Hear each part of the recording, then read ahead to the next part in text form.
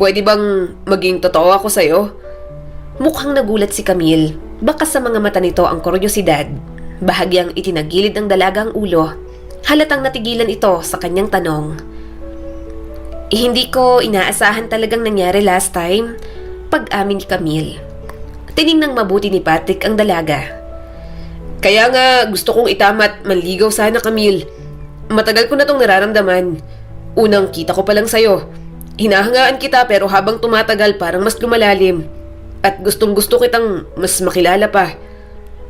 Bahagyang bumaba ang mukha ni Camille habang pinoproseso ang pag-amin ni Patrick. Mas lalo tuloy siyang kinabahan.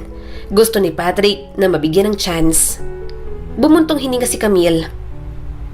Patrick, nabigla talaga ako sa sinabi mo. Pero kailangan kong maging tapat sa'yo. Hindi ko matatanggap ang damdamin mo. Hanggang kaibigan lang ang kaya kong ibigay